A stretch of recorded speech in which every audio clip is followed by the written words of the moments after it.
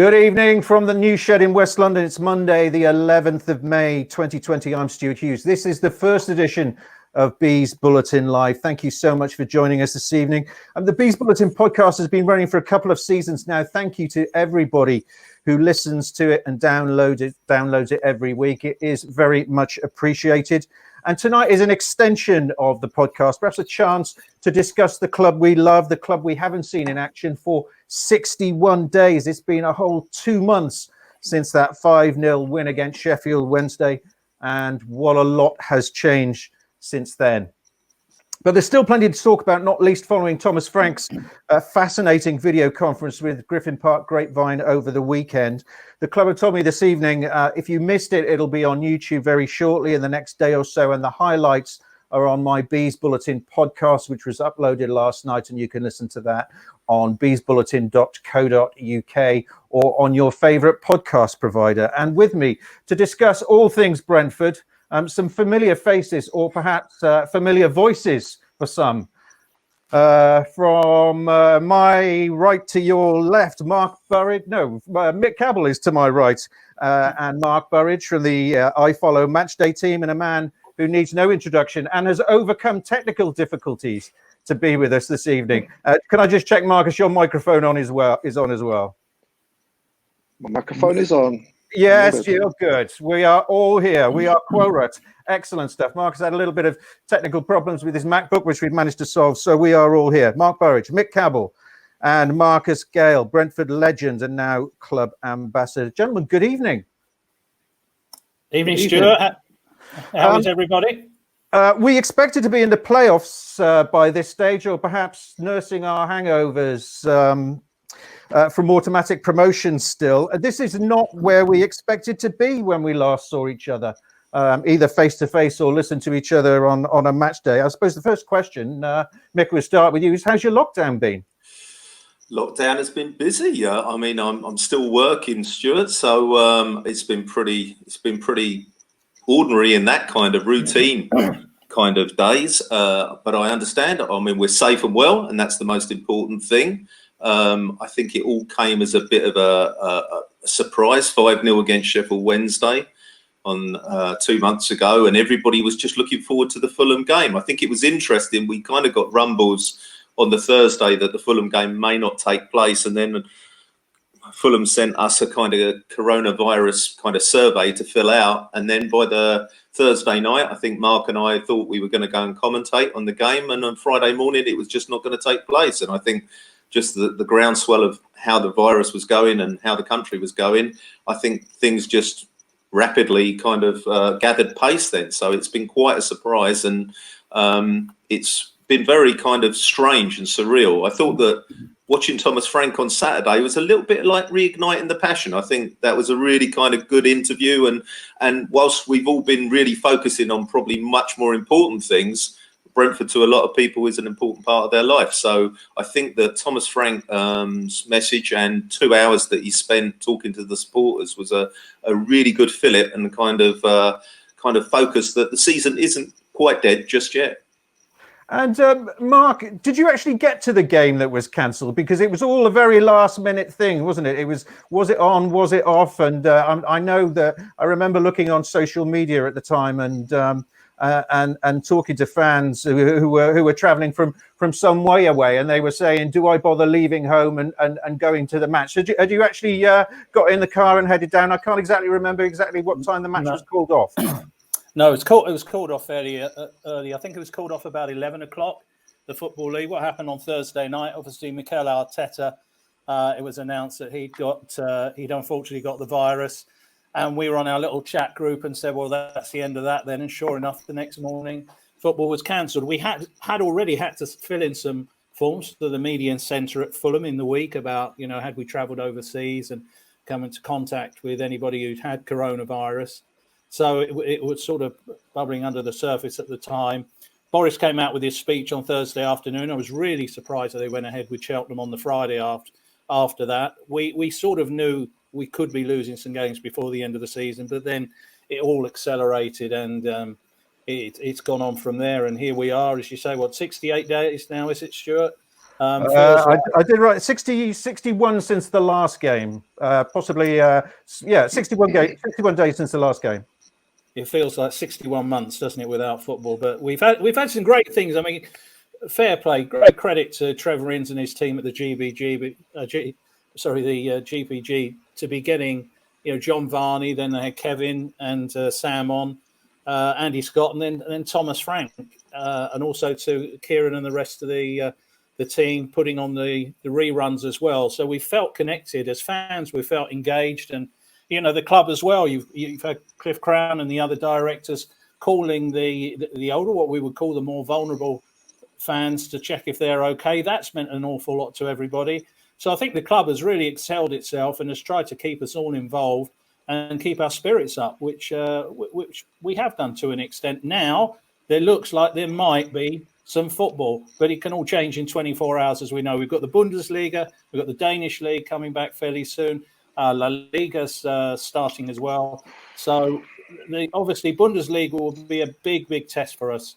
If that works, I think we can start looking forward to some football again, as long as this slightly different situation with the lockdown doesn't see the numbers rise again. We all know that. So I think we're getting realistic. We're used to disappointment. We've just got to stay healthy and keep it in the day. Yeah, and I know I've seen a lot of stuff on social media. You mentioned getting those phone calls. I know some of our older fans. Sound's gone right off here.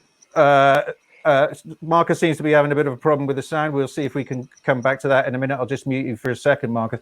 I know a lot of the fans have really appreciated getting phone calls from the directors, and some of the younger players have had calls from the players themselves, and that's really meant a lot to them during this difficult time and kept their spirits up. Marcus, are you back with us? It would appear Marcus is still having a little bit of a problem with the sound. So sure if you can hear, but I can't hear anything. Okay, well, we will pause you a second there, Marcus. Sorry, we can't hear you. We'll come back to you in a second. Throughout tonight, Bees Bulletin Live, you can have your say by joining the chat on Facebook and YouTube. I'll see those comments. I'll get to them in a moment, and I can bring them up on screen. So if you do want to get involved and have your say, if there's any particular things you want to ask the guests this evening, then now's your chance. We're going to start by talking about that Zoom chat with Thomas Frank that we mentioned there. Fantastic job done there by Griffin Park Grapevine.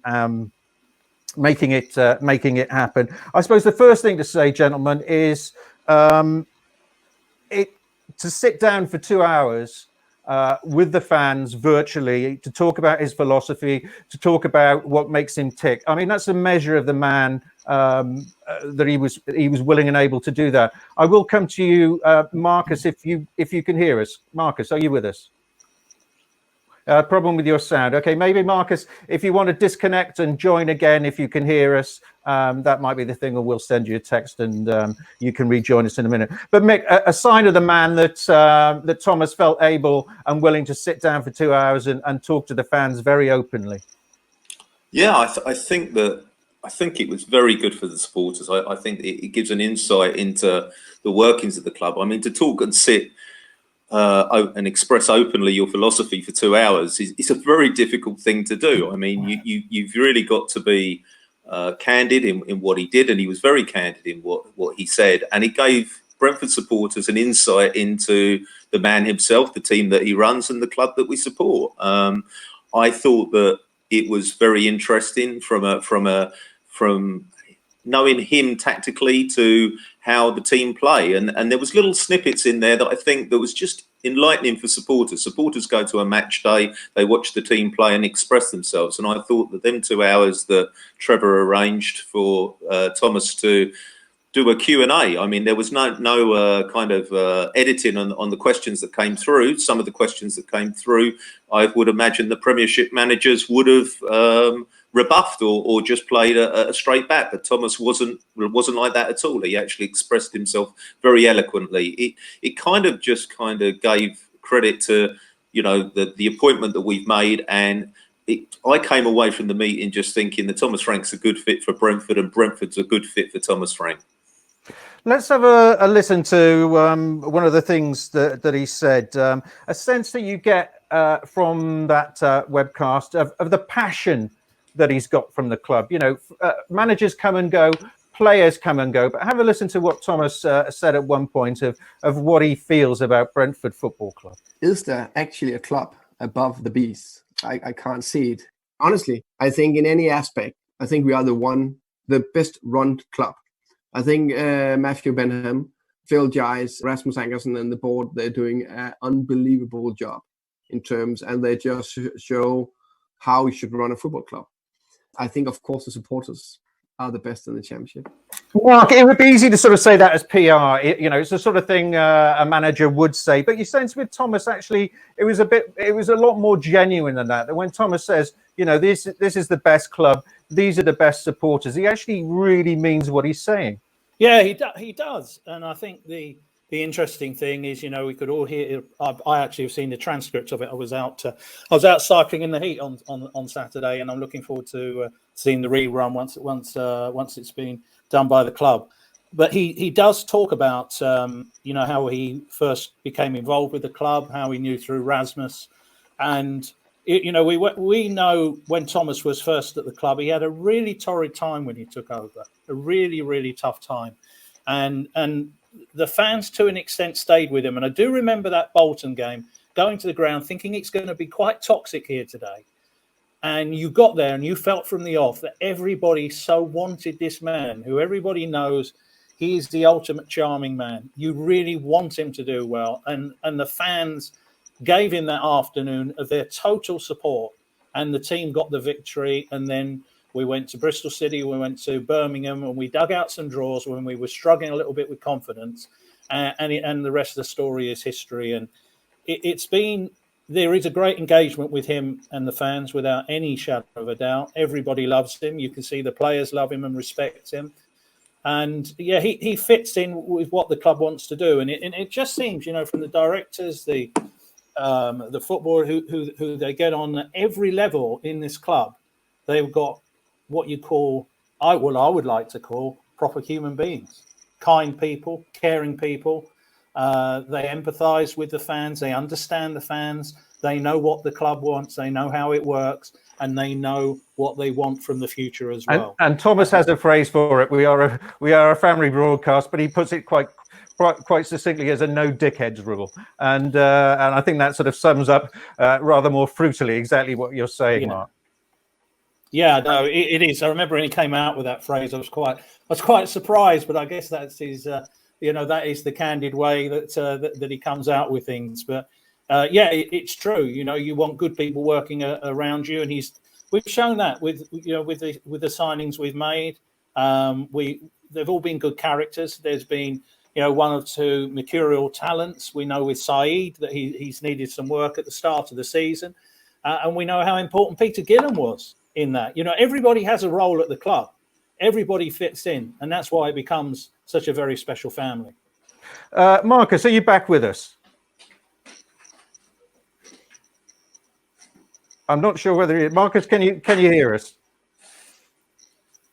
We will keep trying to get hold of Marcus, but Mick, we'll go to you in the meantime. There's so many people who are messaging wanting to talk to Marcus and hear what Marcus has got to say. He's obviously having some technical problems, and maybe Mark, in between, you could text Marcus and tell him we're having problems, and we'll keep trying.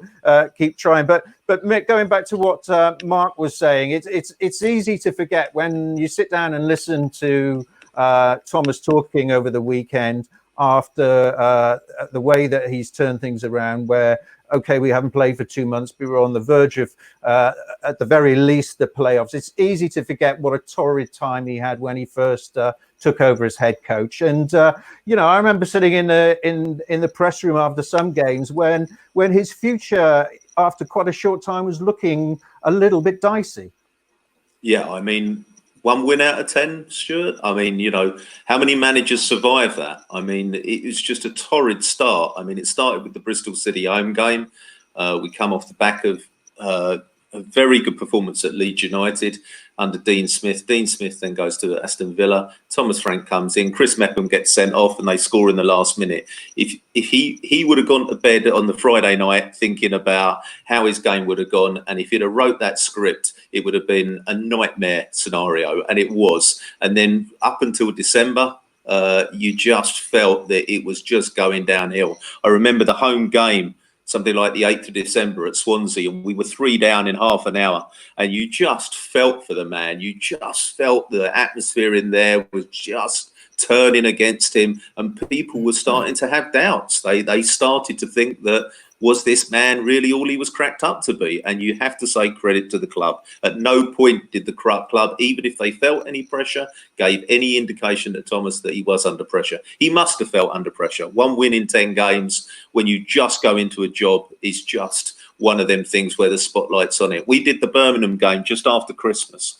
and I remember that he went to Bristol City on Boxing Day just after the Bolton win, and he got a very credible draw at Bristol City. And we went to Birmingham, and all the press were just saying to us, as the Brentford media team, do you think he'll last? Do you think he'll last? And you just say, well, Brentford, we give a manager a chance. We give a manager a chance to express and breathe, and he's done that. And what you saw was that January that he stopped the rot, he got some games, he changed the system, he tactically got it right for the time that he had it to play the results. And then we played against Stoke City in January, and we played football that was even better than Dean Smith's time.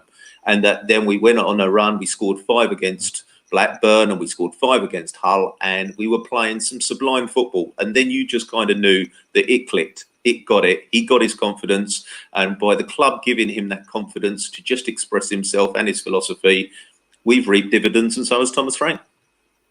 Now, gentlemen, should we give Marcus another go? I think he deserves it, doesn't he? Where are you, Marcus? We could. He can hear us. I've just got. He can hear us. Give us a wave if you can hear us, Marcus. He's there. Come on, Marcus. Are you muted or something, Marcus?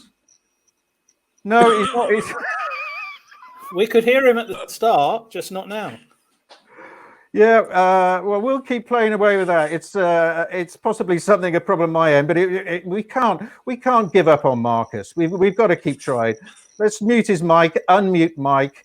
If you still can't hear us, I suspect it's something your end, Marcus, rather than ours. But I'm not. Is your volume turned down or something? Or check your camera and microphone. We'll keep plugging away. You know, this is not Sky Sports News. You know, there's the work experience boy behind the camera is doing his best. But we'll keep trying to get hold of Marcus because there's a lot we want to hear from him. But a question in the meantime from Patrick Sutton on Facebook, gentlemen, and I don't know who wants to take this one. Do you think that Thomas Frank would reject any move from him from another club? If somebody were to come forward and to say and make him an offer that perhaps you might think he couldn't refuse, do you think Thomas could be turned? Who wants to take that one? Mick, why don't you give your thoughts first?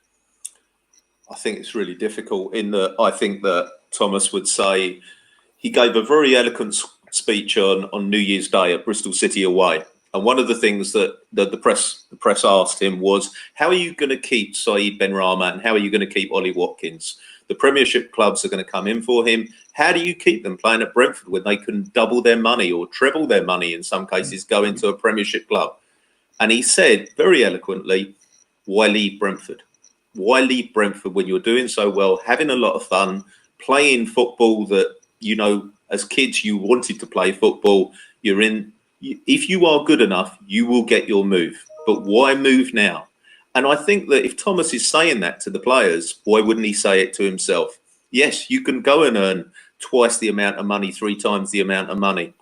That's no problem at all. But sometimes in life, if you've got job satisfaction and it's going as well as it can do, and you heard what he said on Saturday, yeah, of course, money speaks. There's no problem with that. We understand that. But if you're saying that to the players, I've got a feeling that Thomas Frank would be like that and just probably say, at this point in time, with Brentford Football Club, there's unfinished business, and he can see getting in the Premiership.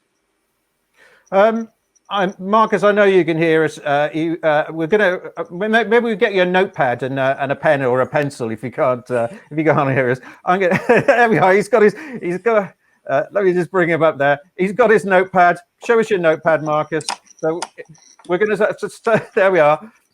If Marcus can't hear us before long, he's going to have to start writing his answers down or maybe texting them to Mark Burridge. And Mark Burridge can read them out on his behalf. Mark, you can be the secretary. But maybe I'll switch. Well, he only lives 20 yards away. I can run across and get them from him. Yeah, see, in the days before social distancing, you just nip around there and get him. Exactly.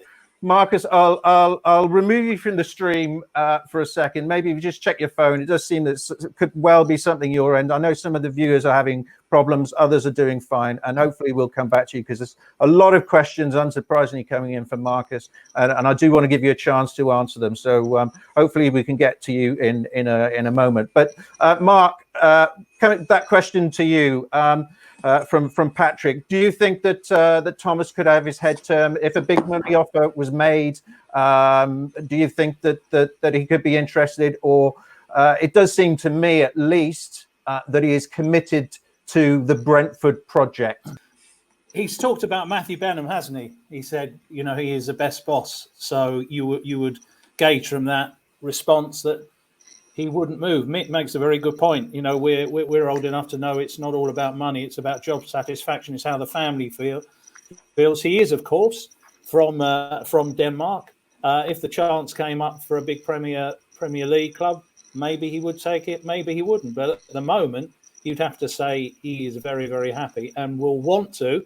If we get the chance this season, he will want to get the job done. And wouldn't it be quite something? Wouldn't it be very Brentford in it if we went up to the Premier League without any fans in the ground? Yeah, and that brings us to the sort of second talking point, the end of the season and when that's going to happen, the question we all want answered. And it does appear at the moment, at least, that it's a question that nobody could answer. It's a question that Thomas Frank was asked during his Griffin Park grapevine chat. Like anybody else, he doesn't know how things are going to end this season, but here's what he had to say. I think this could be everything between the season is cancelled. I think there's very little chance that can happen. To we are playing behind the closed doors for 8 weeks with the team and staff in the isolation. To everything in the middle, including a one-game playoff semi-final against Nottingham Forest. If we're going to play Forest in a one-game playoff, again, we don't know how much we can prepare. Are we allowed to play a friendly? Can we only play 11 versus 11 with the team? So clear as mud then. Everything is open for possibilities. It could be lots more games. It could be straight to the playoffs, or it could be nothing at all.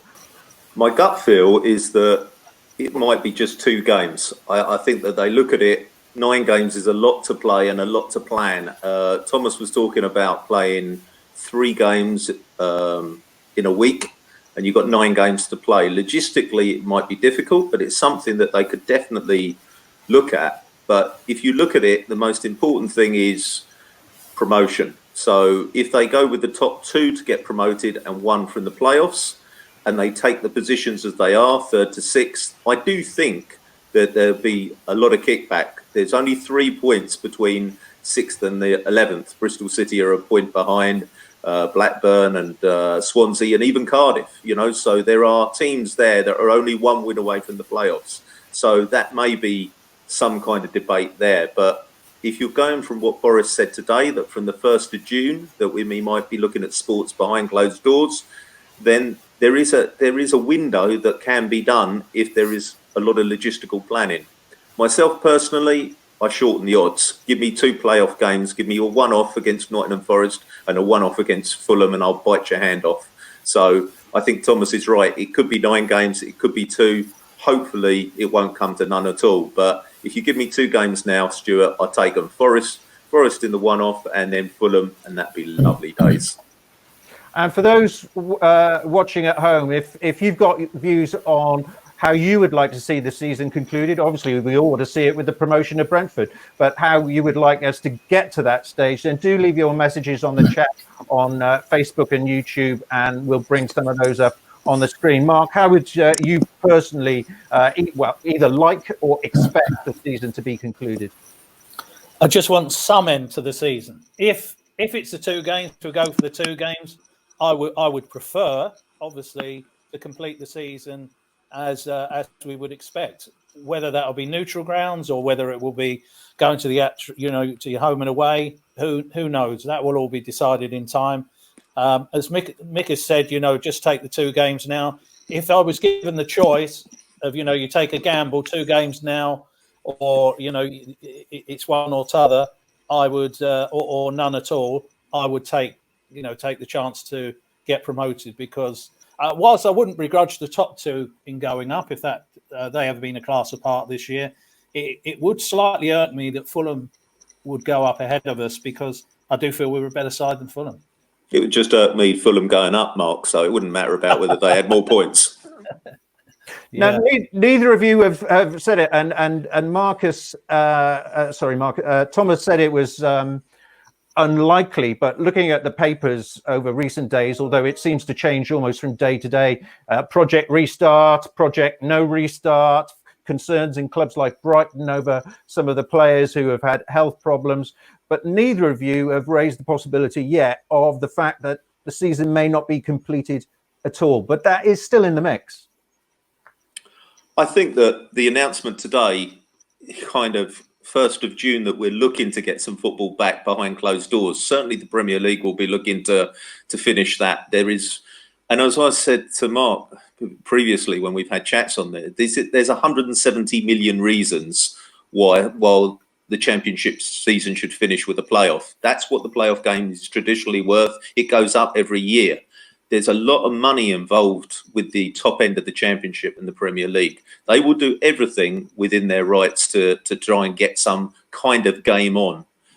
It may only be 2 games, Stuart. It may only be 2 games, but logistically, it's probably easier to plan 2 playoff games and send the top 2 up if you are really struggling here than it is to play each team playing 9 games. But you're quite right. I mean, this virus is kind of you can't plan too far ahead. But if they schedule for 2 games, I'm sure if there's going to be behind closed doors football in the top league, they can certainly play 2 one-off games for teams 3 to 6 in the Championship. That's how I read it.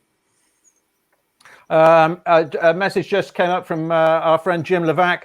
I like Forest with a strong ref and then batter Fulham. He knows his stuff, Jim. I think we would all rather enjoy battering Fulham in the playoff finals, and let's hope that's what happens. But Mark, going back to that point that we're discussing there with Mick, the possibility of the season not being concluded because the circumstances are still 2 months on from our last game. The circumstances, both health-wise and safety-wise, are still really uncertain. Yeah, okay. Well, if that is the case, I think it would be disastrous for the integrity of football just to call it a day. No one's champions. It's all null and void. To me, you have to take the advantage into a next season. You cannot just write a season off for football, particularly when we're pretty well close to the finishing line, certainly coming down the home straight.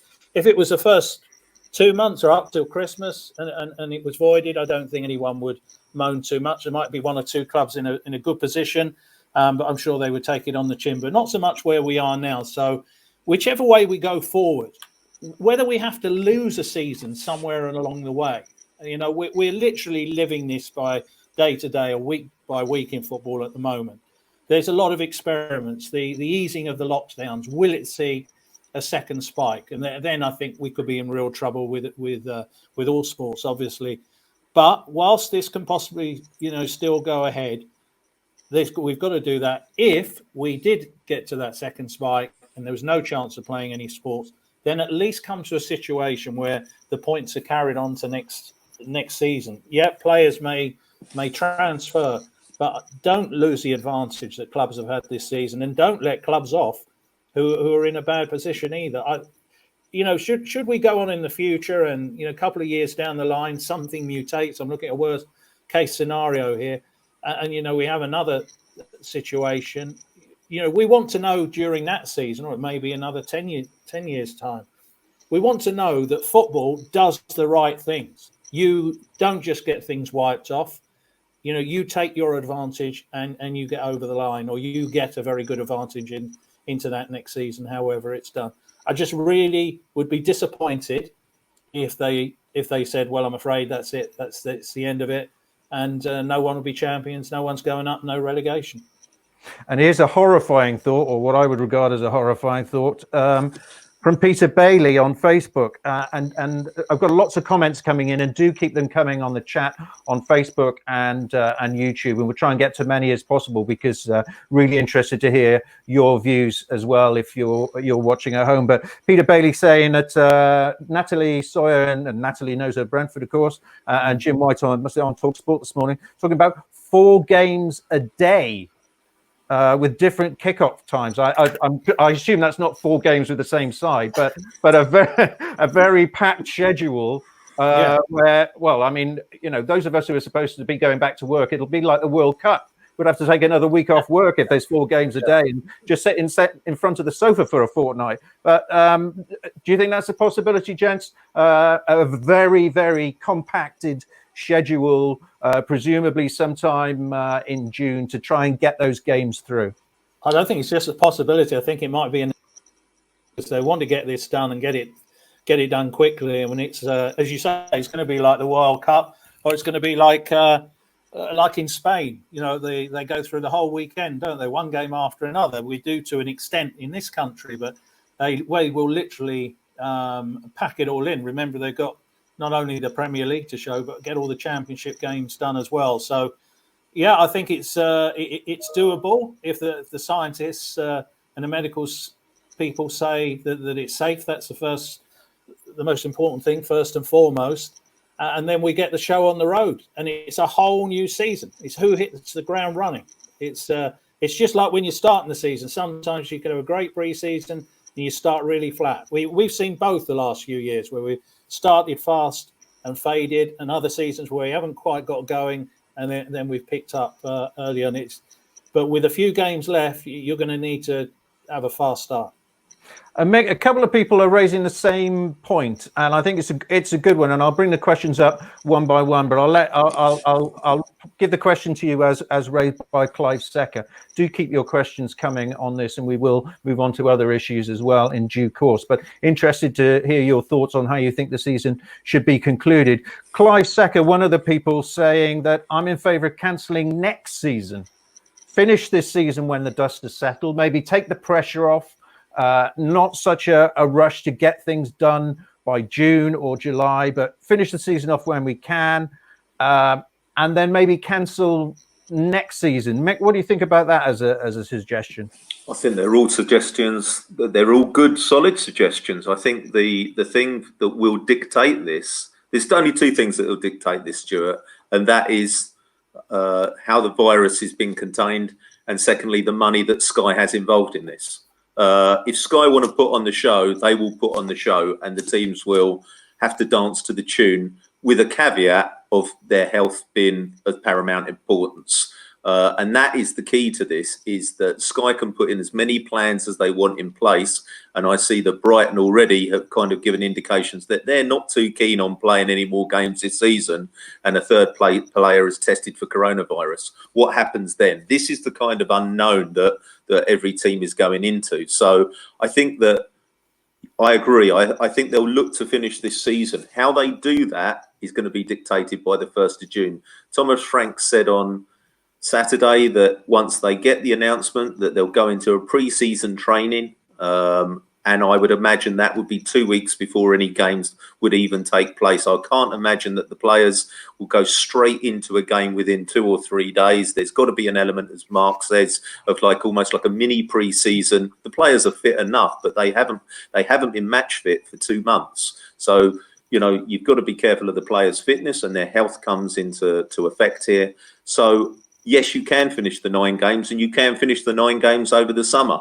But I think Sky will be putting the pressure on, because there's another season around the corner. Whether that's a truncated season, whether that's not as many games next season, that's again open for discussion as this whole new world starts to evolve around us. But it's certainly an option. And like I said, finish the 9 games and see how we do. From a Brentford perspective, as Mark says, I want the shortest odds of us getting promoted. And if the shorted odds are 2 games, then I take the 2 games. If we have to play the 9 games, that's great, because I still think Brentford have as as good a squad as anybody in the Championship, and we traditionally play football with the sun on our backs and the grass is green, so we've got nothing to fear with summer football.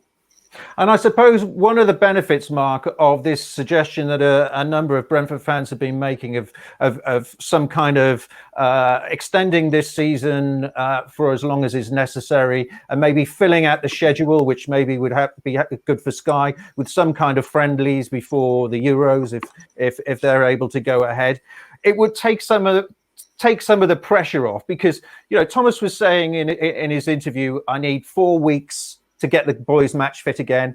I could maybe do it in 3. You're squeezing, your margins all the time, and there is a danger that the last thing you want is for somebody to get hurt during that period because the deadline that you've been set has just been too pressurized. If we extended things a little bit and said, okay, this will take as long as it takes, it does give you a bit more breathing space to protect the welfare of the players first and foremost, and also maybe, and it is a maybe, open up the possibility that when those games are concluded, fans could be in smaller numbers allowed back in stadiums again.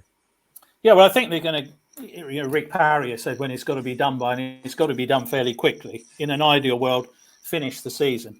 I think a lot of fans would argue and can make a big case for this. It's not really football if there's not fans there. We can all relate to that. What's it going to be like for the players playing behind closed doors? I heard Bradley Johnson talking to Natalie, funnily enough, on TalkSport earlier today, and he was just saying how difficult it is because they are already talking about possibly putting on some background noise of the fans, but he said he doesn't really think that'll work. So it's going to be difficult. It's going to be really weird for everybody involved. But and it's not football as we know it. It is literally a matter of just getting the job done, and we can go on to the next season. I personally, like a few other fans, would like to say, let's finish this season. If next season doesn't happen, we can live with that. But let's get this season finished whenever we have to first. And, we've been talking about money and we've been talking about Sky, and I'm always uncomfortable talking about football purely as a entertainment commodity, as a product, because it means so much more to us than that. But it is there are financial considerations as well, of course, not just the broadcasting rights, but Keith McInnes raising the question, gentlemen, how long can some of the clubs in the Championship stay in existence without any income? We've already seen in recent years a number of clubs facing financial problems. Bolton Wanderers most recently as a result of financial concerns.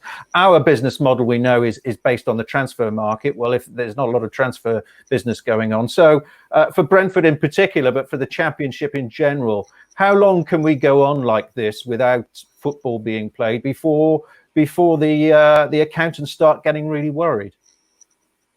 I think that it's going to be the whole economy, Stuart. I think you could say that Brentford is just a business like any other business that is going to need some help. And I think the players were very, very good in actually going to the club themselves after a discussion. I think Pontus Jansson raised this because there was rumours of Leeds doing a cap on the wages earned per week, and they presented that to the club. And I think John Varney said, he actually said that that's really helped out Brentford. And I think that a lot of players, I mean, if you think about how many people would actually go to their bosses and say to them, I'll tell you what, I'll take a pay cut before you're even asked to take a pay cut. And that showed something of the spirit of the club. And I thought that came out very well in the press.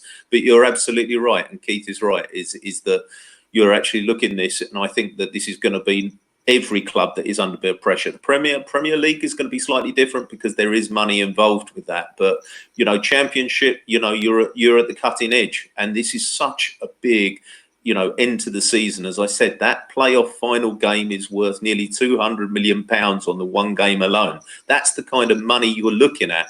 And if that's not going to happen, there is going to be kind of, should we say, chasms in every kind of spreadsheet that's going up and down every football club's accountancy department. So, yeah, it's a very relevant point, and you can't actually say how many clubs are going to go. I really do fear for clubs in League One and League Two. I really do. There are some there that are on the precipice that may not survive this.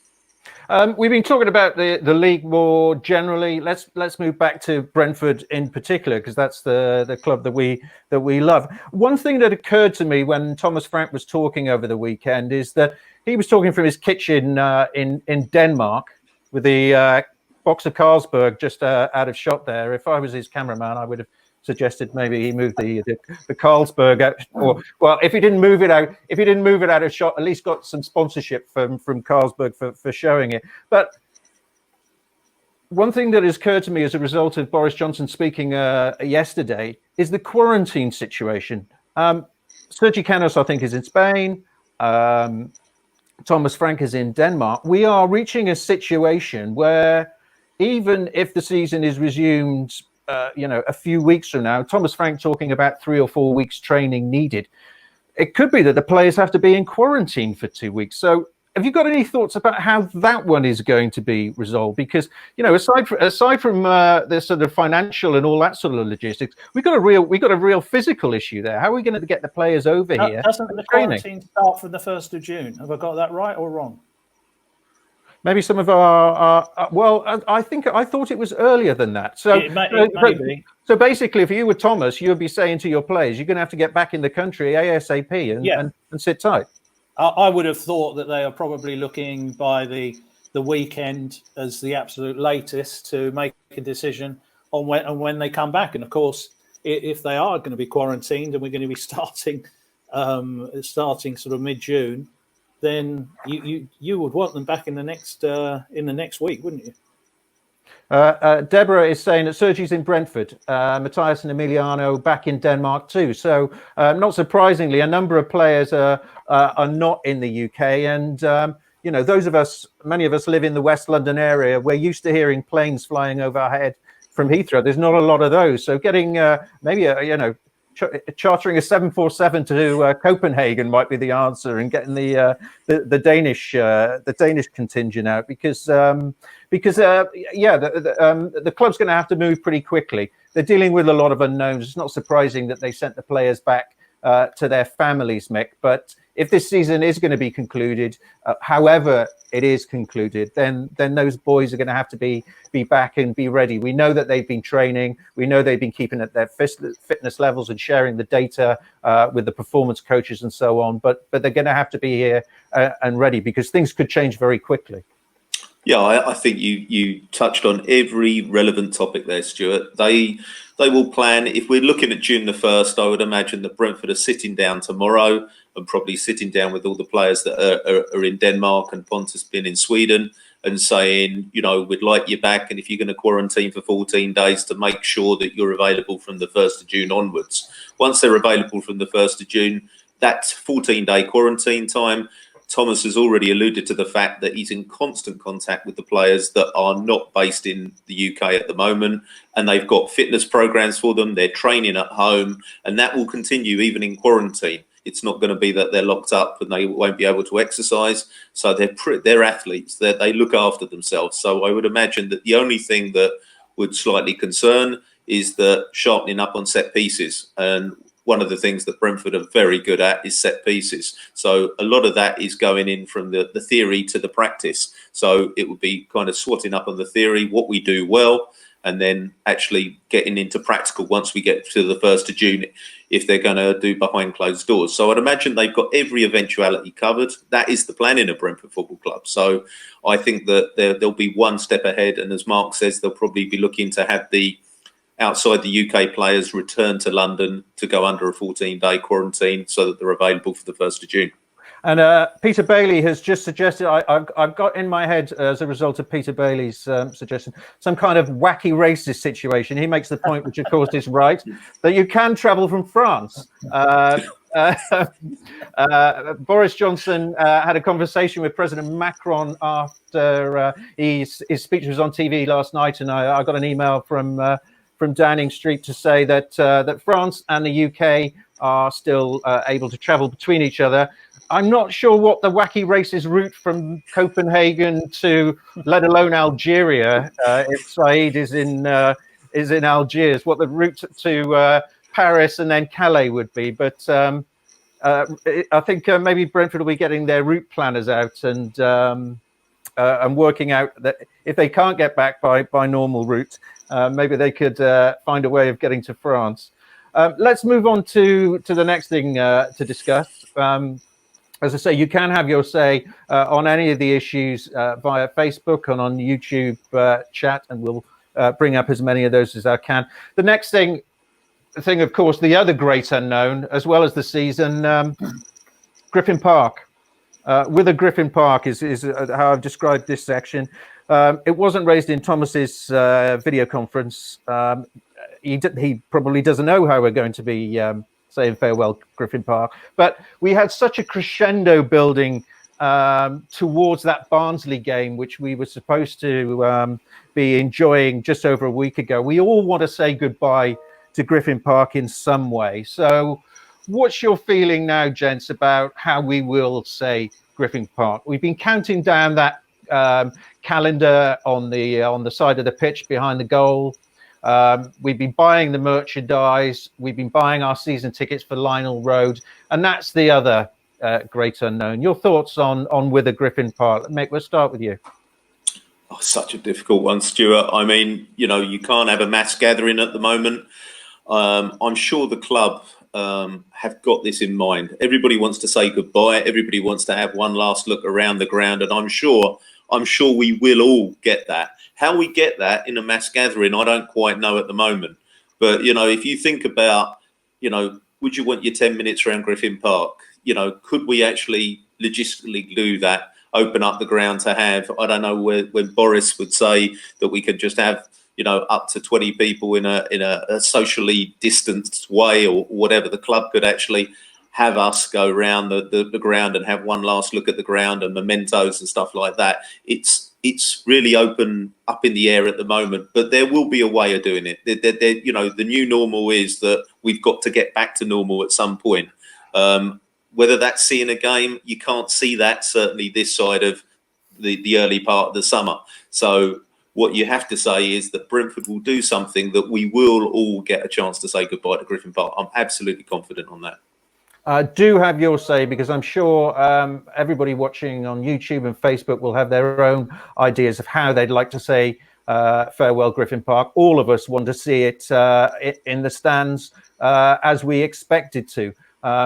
That the likelihood of that happening now is pretty low, but do let us know how you would like to say farewell Griffin Park in whatever way we can, given these vastly changed circumstances. But Mark, to you, what are your views about how we will be able to say our farewells now?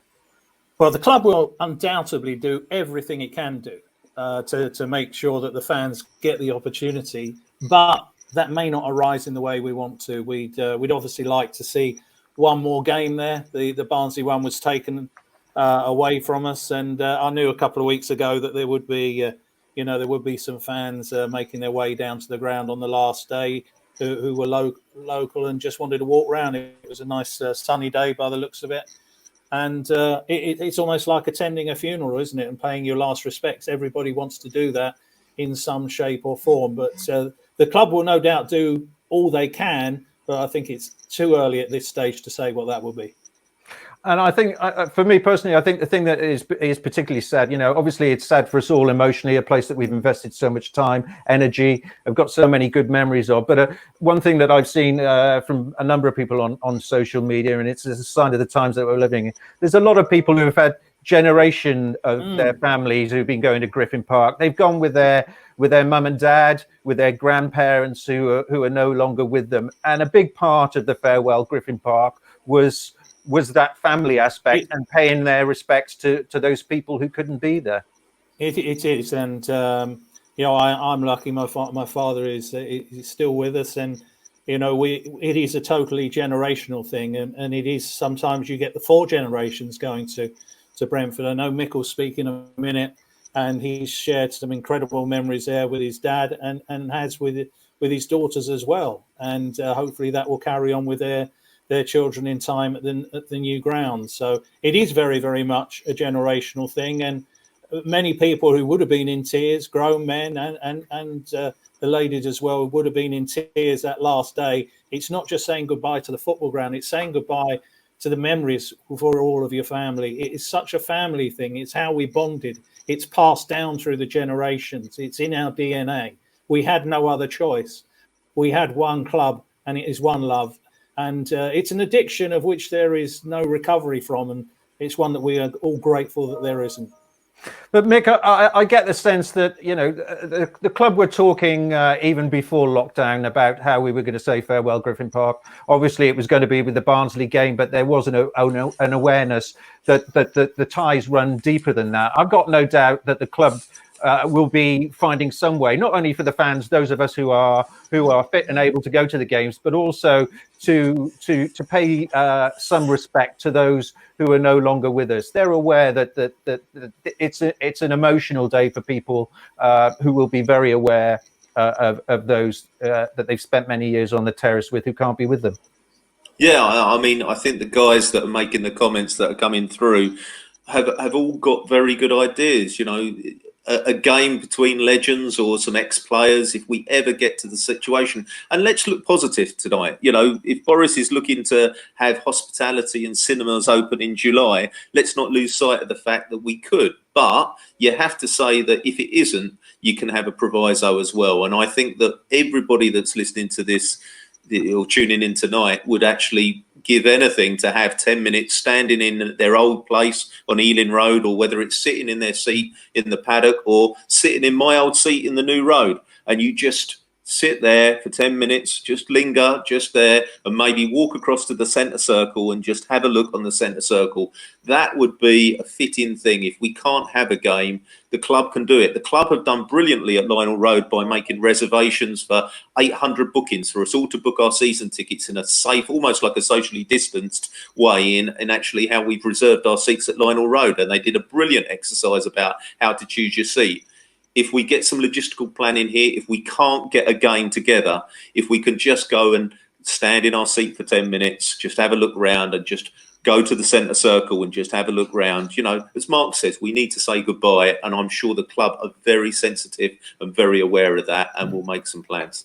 Yeah, I mean, one thing you're absolutely right about with the season tickets. You know, one thing that a lot of the fans have been saying when they were getting their season tickets is how smoothly the reservation centre went. They had some email system where they could go in and get their meeting and have their VR goggles on and so on. It doesn't seem beyond the realms of possibility, depending on what happens in the coming weeks, that some kind of booking system for those who want to say goodbye. Obviously, it'll need to be managed. Obviously, it'll need to be socially distant, but some way that people can get into the ground, because all those streets, New Road, Braemar Road, they're narrow streets. You're not going to want queues and queues of people around the block. It's a residential area, maybe not fair on the local people, but some way of allowing people into the ground one last time. I'll just run through some of the messages, because there've been a lot of them coming in, and it's interesting to see your views on how you would like to say goodbye to Griffin Park. Deborah Ann saying she believes we will get a chance to say goodbye, even if it's a friendly or a few fans gathering in the stands and on the pitch. Would be heartbroken if not. I think we all would be heartbroken if we don't get one last chance to get in there. Jimmy Moore saying the way you say goodbye would be to have a friendly with a mixture of first team and old players. Possibly that would have to be behind closed doors now, but that's another possibility. Maybe with Marcus, if I'm sure Marcus would be gracing the pitch there. We may not be able to get him on the live stream this evening. I'm sure we could get him back on the pitch in Griffin Park. Some of the others, Steve saying, chance to say goodbye to GP once more. It's exactly as Mark says, paying last respects, been coming here since 1964, paying last respects to the ground, and also, I think, as we've been saying, paying respects to the people that we've spent so many Saturday afternoons and midweek evenings with over the years. One lovely thing we've seen, Stuart, is a lot of people sharing their memories and photos from the seasons or times gone by the last few weeks, as we've all been getting very nostalgic.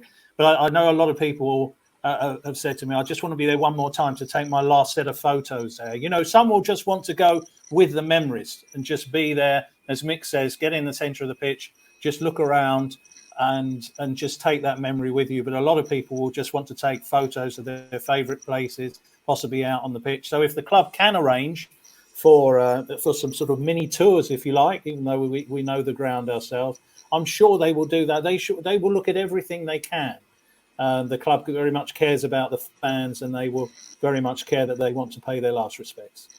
One point that Nicholas mentions, which I've been thinking of, how many fans' ashes are on the Griffin Park pitch? Obviously, it's not officially allowed, but I don't know whether you gents know of any little secret sprinkles that have been laid on the hallowed turf over the years.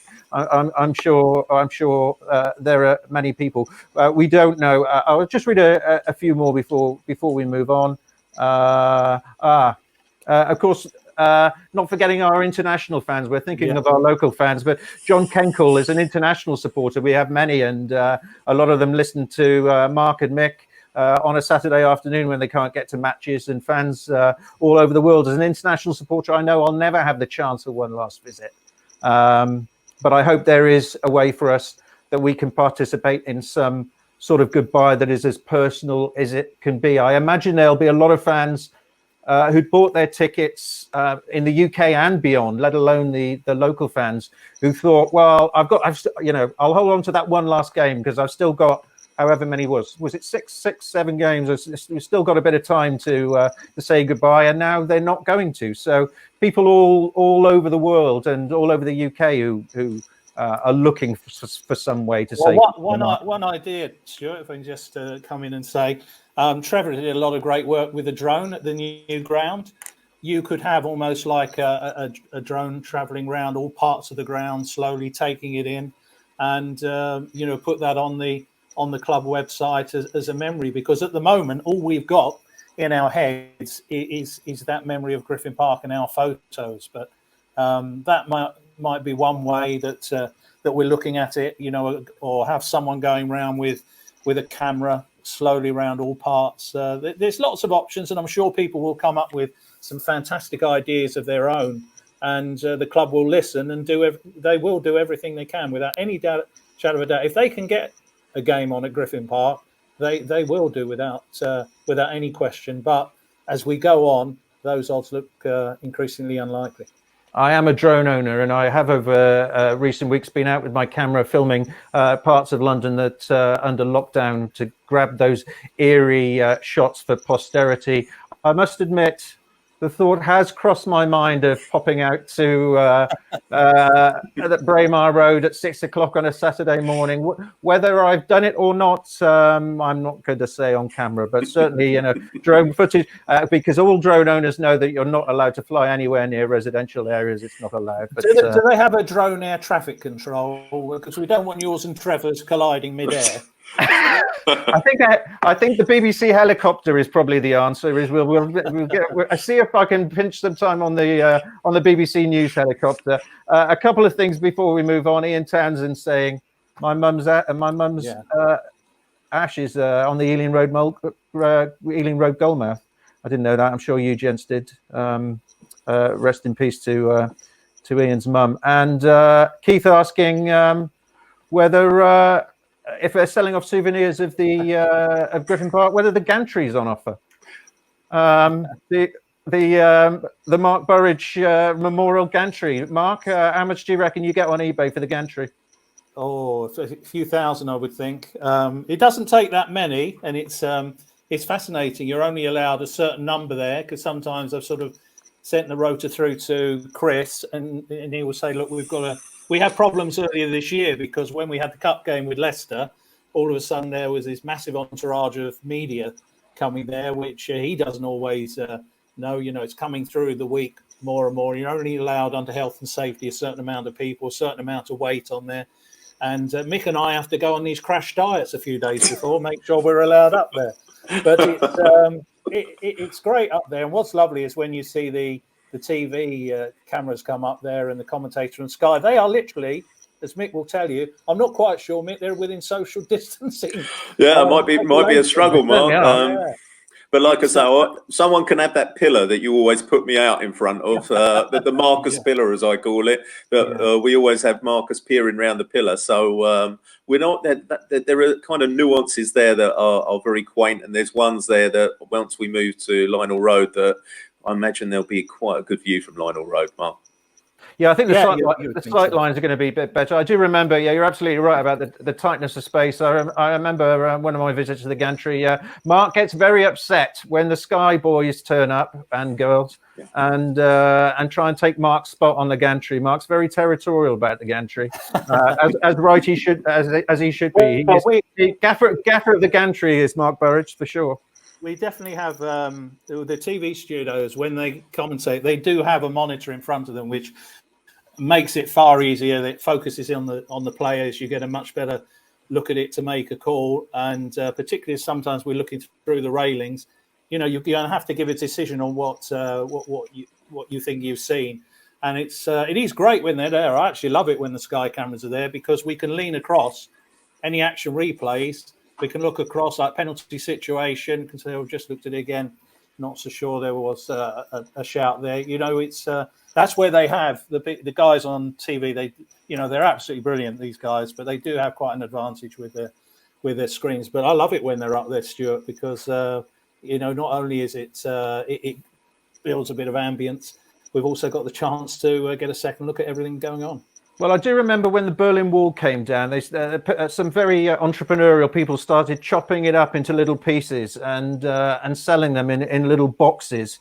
And as time went on, after the Berlin Wall came down, the authenticity of those pieces of Berlin Wall became more and more questionable. So about 10 years later, you go to any hotel in Berlin and they could say, and the hotel had a gift shop, and they say, "Do you want to buy a piece of the Berlin Wall?" Obviously, it was just somebody had got a few bricks and smashed it up and put them in a box. So maybe bits of the gantry chopped up and put in a case could be a nice little money earning for you. You could put it in a Burridge Trophies box. It would be a beautiful thing to behold. We'll move on. We've been going for an hour, and we've got a few more things that I want to get to. Moving on from Griffin Park is Lionel Road itself, and how everything that's happening at the moment is going to affect our preparations for Lionel Road, because we're obviously nostalgic about our past and our heritage, but also looking forward to the future. And there's a lot of work that needs to be done on the building itself. There's safety certificates and so on. And I do wonder whether the easing of the lockdown and what Boris Johnson was saying yesterday about construction workers being able to go back if they can safely social distance will mean that certainly the interior work at Lionel Road will be able to restart after being furloughed. But the schedule for Lionel Road, however the season is concluded, that schedule is going to be tight, and there's a lot of things that need to be done before Lionel Road can come on stream. Mick, what are your thoughts on that?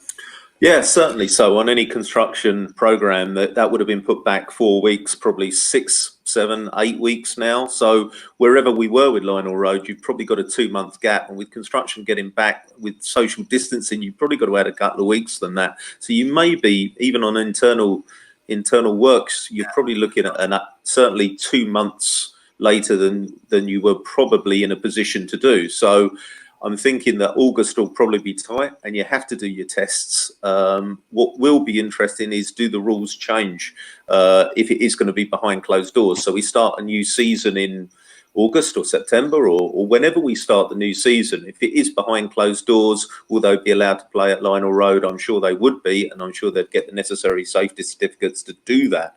But it will be interesting. I mean, what the question is that most of the people that are watching tonight is, if they, are we going to get one last chance to have a wander around Griffin Park or see a game at Griffin Park? And if that's unlikely, when are we going to see the first game at Lionel Road?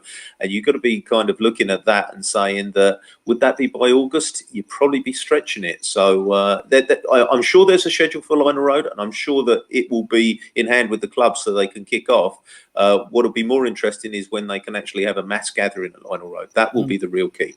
Mark, your thoughts on the scheduling, either behind closed doors at Lionel Road, or with a smaller number of fans, or a full house? How is everything that's happened over the last 2 months? How do you see that affecting the transition to our new stadium?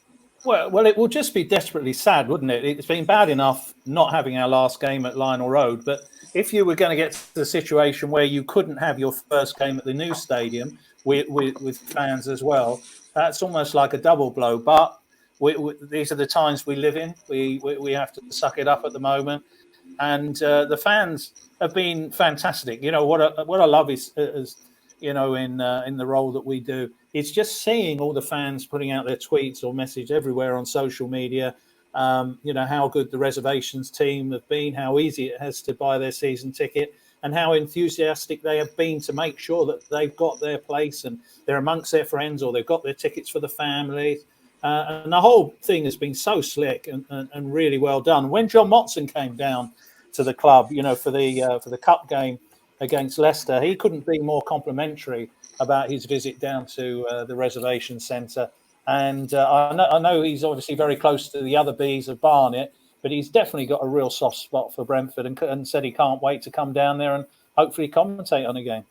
Yeah, and as Ralph points out, it's something that fans have asked quite a lot over recent months, understandably. And Ralph points out that we don't leave Griffin Park until the new stadium is fully certified, Mick. I haven't seen the chapter and verse in the contracts, obviously, but there is a clause, as I understand it, in the whole bill that means that we can't be left without a stadium until the new stadium's finished. The old one is still our home. Yeah, completely. And I think that what we were looking at is that, quite frankly, we just don't know at the moment where the test events. I'm sure they were in the schedule to happen very early in the summer and over the summer. That's probably gone back a month or so now. But Ralph's absolutely correct. We're not going to be a Brighton. We're not going to be homeless. We're not going to be nomadic. We move from one stadium to another. We were hoping to do that for the first week in August. Whether that changes, we don't know at this stage. But what we do know is that we'll be kicking off at Lionel Road soon. And hopefully we will see something at Griffin Park. We'll get a chance to say goodbye to Griffin Park. Gentlemen, before we close, I've called this final section Extra Time. A chance for you to have your final say on everything we've talked about. Perhaps some things we haven't talked about. I haven't gone in too deep about the mechanics of the football, the players, because we haven't had a lot of football to talk about. So it's slightly hypothetical. But Mick, your thoughts about the season so far, the games to come, and the future for Brentford more generally? I think the future for Brentford is very bright. I think that we've seen over the last 7 seasons that the club is just growing each time. It's just improving season after season. The quality of football is just fantastic. I think that what you see is a togetherness with this club, is that we all feel part of it. We've all been through the bad times. Most of us have seen football that has been quite ordinary at times, but we kind of get it. We all know about this, and this makes the good times a lot sweeter. So you kind of get the feeling that we're going to go to the Premier League. It's not a case of if, but it's a case of when. And so if we don't get up this season, that we're going to be knocking on the door with the kind of quality of players and the recruitment we've got and the management structure and the new stadium. I mean, you know, it just trips off the tongue. It's just a positive, a positive, a positive, a positive. And for everybody tuning in, it feels like we're in a world that's kind of just gone on pause at the moment. But things will get back to a kind of normal, and you will get to see football, Brentford play football again. And if they play football anything like that they've done in the last 9 months, then, you know, we're all going to enjoy watching that. So there are good times ahead. It may seem the world is on stop at the moment, but I think that everybody tuning in craves a bit of Brentford in their life. And like I said, when it comes back into our life, it will be like an injection of blood going through the veins. So I look forward to that day, Stuart. Everybody needs a bit of Brentford in their life, Mick. I think we would all agree. For those watching at home, a final chance. We'll be wrapping up in a couple of minutes for you to have your say about what you would like to see in the coming months. Any final observations? And Mark, your thoughts on the season so far that's been sort of snatched away from us, understandably, for all reasons beyond anybody's control. But we were on such a high 2 months ago after that 5-0 win against Sheffield Wednesday. The future now is so uncertain. Your thoughts for the club and for our future? Yeah, everything is so uncertain. It's just a really strange time in our lifetime. We could talk about it all day, couldn't we? But, you know, from a football perspective, I look at this season and I've actually rerun that last 12 minutes against Millwall about half a dozen times, and every time I watch it I get excited, and you know, it's myself Marcus and Louis doing the game, and it's not because I want to listen to myself. I don't want to do. It's just the whole excitement of, you know, we're fans first and foremost, and you know, seeing those goals going in, reliving it, and that really kick-started our season. We went to Swansea on the Tuesday or the Wednesday and put in undoubtedly the best away performance we've ever seen from Brentford since they've been back in the second tier. Then beat Queen's Park Rangers in the game that's being shown tonight. And we gave ourselves a sort of platform for better things. We haven't been overly consistent, but to me, we've just been getting slightly better, had a little dip, and we're ready for a great end to the season. It's now starting all again.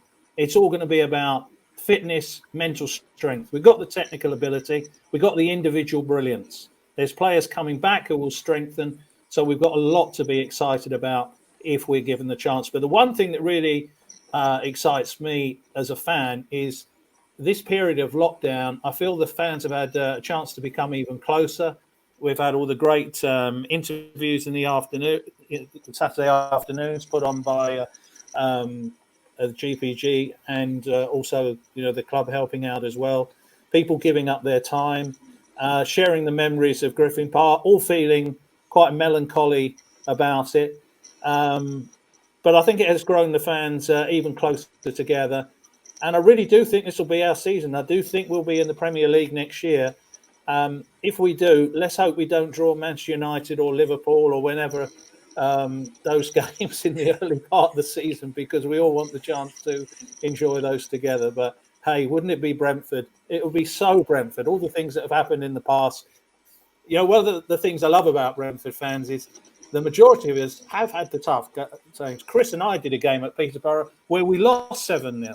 So when we're doing the games where we're beating Luton 7-0 this season, you know, we're quite humble and grounded that we've been on the other end of it. So what we're seeing at Brentford at the moment is just we're living the dream.